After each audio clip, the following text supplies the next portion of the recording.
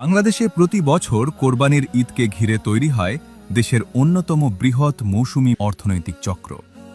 প্রতি বছর প্রায় ৯০ লাখ থেকে ১ কোটি পশু কোরবানি হয়, যার বাজার মূল্য দাঁড়ায় প্রায় ৭০ থেকে ৮৫ হাজার কোটি টাকা। কোরবানিকে কেন্দ্র করে চামড়া শিল্পে ৩ থেকে ৫ হাজার কোটি এবং ফ্রিজ ও ইলেকট্রনিক্স খাতে প্রায় ৫ হাজার কোটি টাকার বাজার তৈরি হয়।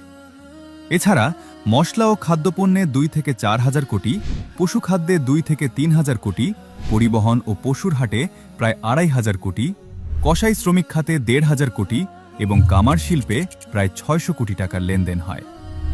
এছাড়াও কয়েক বছর আগেও কোরবানির বাজারে ভারতীয় গরুর আধিক্য দেখা গেলেও এখন দেশের প্রান্তিক খামারিরা দেশীয় গরু পালনে ব্যাপকভাবে এগিয়ে আসায় কোরবানির বাজারে ভারতীয় গরুর উপস্থিতি প্রায় শূন্যের কোঠায় নেমে এসেছে। ফলে কোরবানি কেন্দ্রিক এই বিশাল অর্থনৈতিক প্রবাহ এখন আরও বেশি শক্তিশালী করছে দেশের গ্রামীণ অর্থনীতি, স্থানীয় খামারি ও ক্ষুদ্র উদ্যোক্তাদের।